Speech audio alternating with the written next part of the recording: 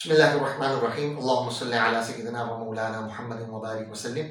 انشاءاللہ عز و جل آج میں آپ کے سامنے ایک ایسا عظیم قرآنی وظیفہ ذکر کروں گا کہ جو انتہائی آسان بھی ہے اور اس کی اتنی برکتیں، اتنا ثواب اور اتنے فائدے ہیں کہ جو ہم گمان بھی نہیں کر سکتے، اور وہ وظیفہ استغفار کا وظیفہ ہے۔ نبی پاک صلی اللہ علیہ وسلم نے فرمایا کہ خدا کی قسم میں دن میں 70 سے زائد مرتبہ استغفار کرتا ہوں۔ چنانچہ ہمیں چاہیے کہ ہم استغفار کو لازم پکڑ لیں۔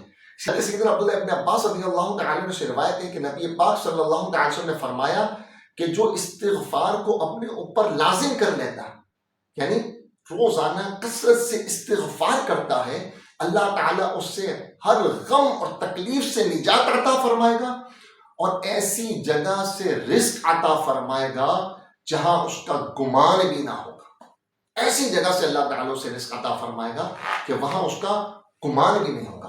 اور فرماتے ہیں کہ بالخصوص اولاد کے حصول کے لیے، بارش کی کثرت کے لیے اور مال میں برکت کے لیے، تنگ دستی سے نجات کے لیے اور پیداوار یعنی پروٹیکشن میں کثرت کے لیے استغفار انتہائی مجرب اور قرآنی وظیفہ ہے۔ قرآنی وظیفہ چنانچہ اللہ تعالیٰ قرآن پاک میں ارشاد فرماتا ہے، سورہ نور آیت نمبر 10، 11 اور 12 میں اللہ تعالیٰ ارشاد فرماتا ہے، فَقُلْتُ اسْتَغْفِرُوا رَبَّكُمْ إِنَّهُ كَانَ غَفَّارًا يُرْسِلِ السَّمَاءَ عَلَيْكُمْ مِدْرَارًا وَيُمْدِدْكُمْ بِأَمْوَالٍ وَبَنِينَ وَيَجْعَلْ لَكُمْ جَنَّاتٍ وَيَجْعَلْ لَكُمْ أَنْهَارًا۔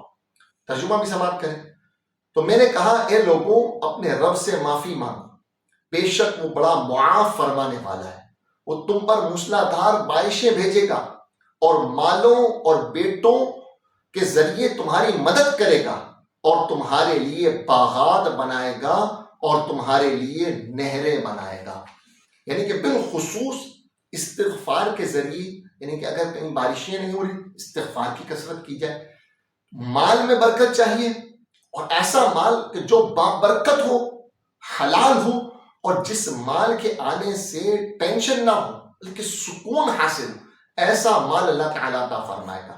اور جس کی اولاد نہیں ہو رہی تو اولاد کے حصول کے لیے بھی اس وظیفے کی کثرت کرے، اور باغات میں بھی کثرت کے لیے، باغات بنانے کے لیے اور باغات میں برکت کے لیے، پروڈکشن میں برکت کے لیے استغفار کی کثرت کی جائے۔